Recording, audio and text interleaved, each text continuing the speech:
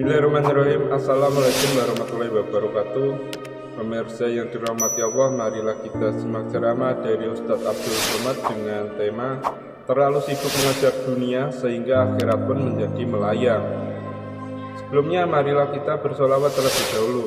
Allahumma sholli ala Sayyidina Muhammad wa ala ali Sayyidina Muhammad. Selamat menyaksikan. Dunia ini tak sampai setengah sayap nyamuk. Kau tangkap nyamuk, ambil sayapnya sebelah. Itulah dunia. Itulah yang kau kejar dengan cara haram. Bantai saja, hantam kromo, sikut kiri, sikut kanan. Padahal yang dicari itu cuma setengah sayap nyamuk. Dunia kau kejar, akhirat melayang. Akhirat yang kau cari, dunia datang bersimpuh di bawah tapak kaki. Kalau tak percaya, tanya sama Haji Dasril Sultan Bagini. Cemana dunia ini bisa datang ke tapak kakinya? Kejujuran, jangan makan duit orang walaupun 5 perak.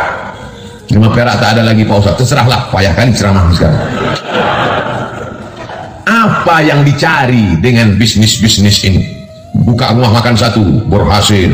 Buka begadang 2, berhasil. Buka begadang 3, berhasil.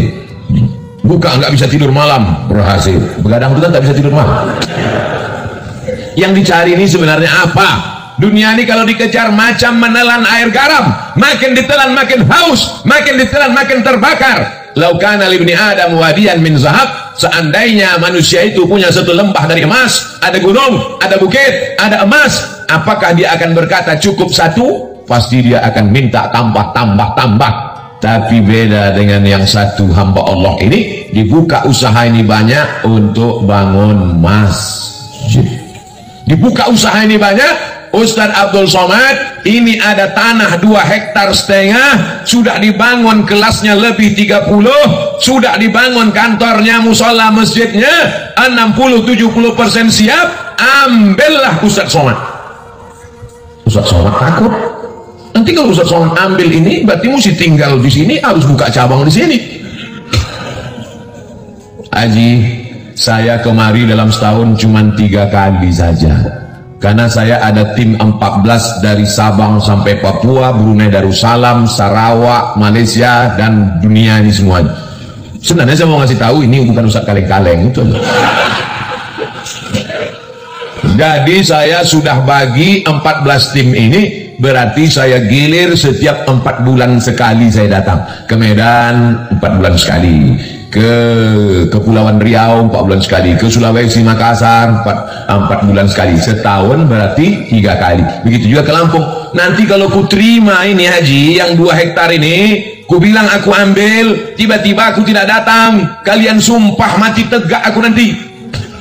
Buat saja namaku di situ penasehat. Supaya apa? Supaya jangan dibilang orang siapa itu Ustadz Somad yang penipu itu. Sudah diambilnya 2,5 hektar sama kelas-kelasnya sudah diwakafkan untuk dia, tiba-tiba tak datang, dia disuruhnya pula orang lain datang. Jangan masukkan saya ke yayasan. Yayasan itu ada 5, ada pembina, ada pengawas, ada ketua, ada sekretaris, ada bendahara. Jangan masuk saya ke dalam struktural. Penasehat Profesor Dr. Abdul Somad LC MA PhD Datuk Sri Ulama Setia Negara Kai Jaga Mangku Dilaga. Panjang sudah. Nanti kalau aku datang kemari setiap 4 bulan, kumpulkan guru-guru ini, kumpulkan orang yayasan ini, baru kita nasihati mereka.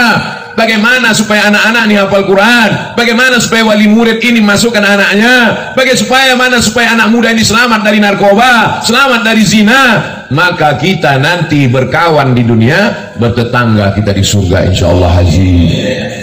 Karena kalau sampai ku ambil 2 hektar ini harganya 1 meter berjuta bermiliar, datang jahat otakku nanti, datang khianatku nanti. Aku ingin jangan sampai kita rusak hubungan gara-gara harta dan materi.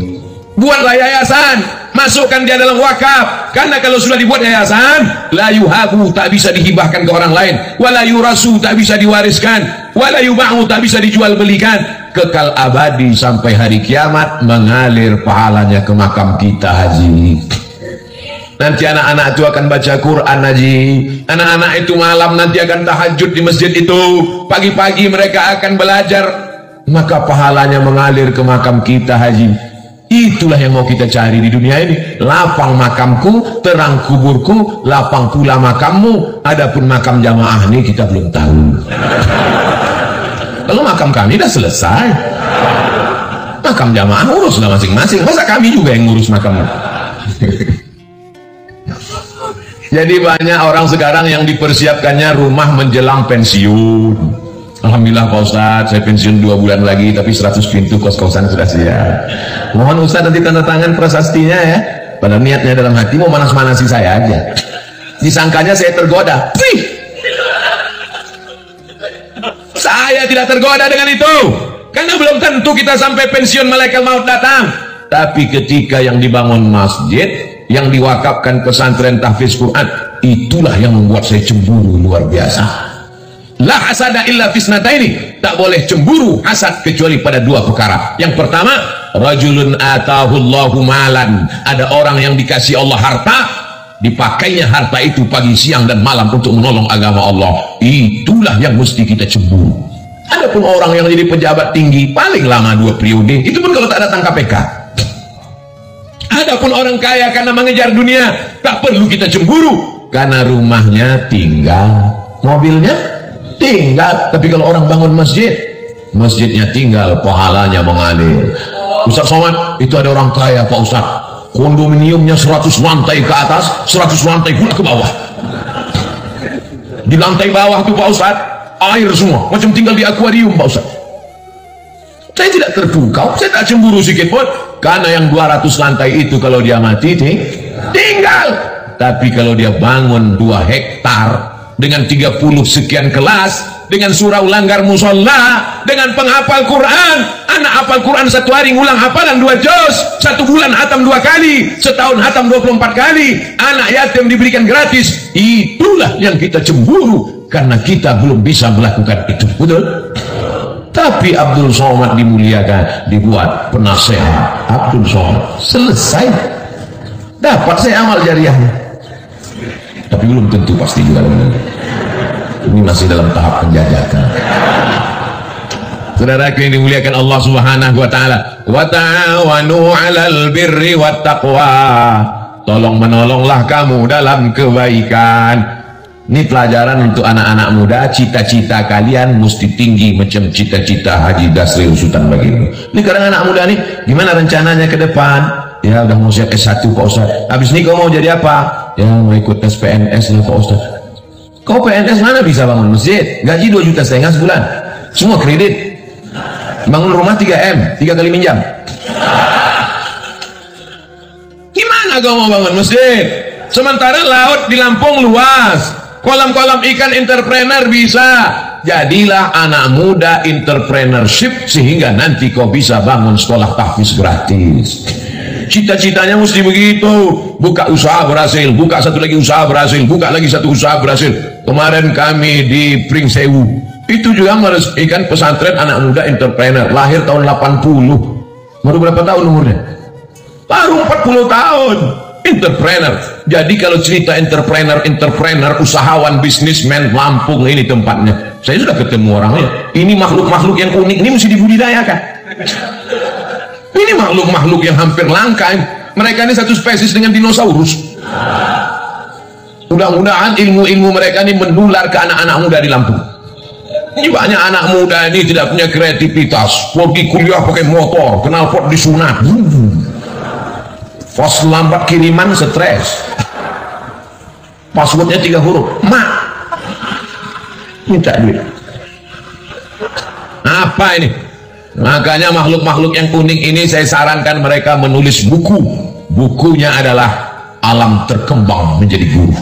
Mereka tidak berguru di kelas, mereka tidak berguru kepada buku, tapi mereka menjadikan alam, pengalaman, perjalanan hidup mereka menjadi guru, sehingga mereka menjadi orang yang sukses dan berhasil sampai hari ini. Untuk menjadi sebuah sebatang sekuntum bunga, dia mesti bertunas, dia mesti berbatang, dia mesti bercabang, mesti selamat dari hawa, mesti selamat dari wereng, mesti dijaga akarnya, mesti disiram, barulah menjadi sekuntum bunga, bukan bunga plastik. Untuk jadi bunga saja prosesnya luar biasa, apalagi menjadi orang yang menghambakan diri kepada Allah. Sudah berapa poin saya sampaikan? Pertama, dekat dengan ulama. Yang kedua, jujur, jangan berkhianat, membohong, dusta, tipu-tipu. Yang ketiga, cita-cita jangan mengejar dunia, tapi bangun masjid, menyebarkan pendidikan Islam. Allah akan tolong. Yakin dengan pertolongan Allah? Innaka la tukhliful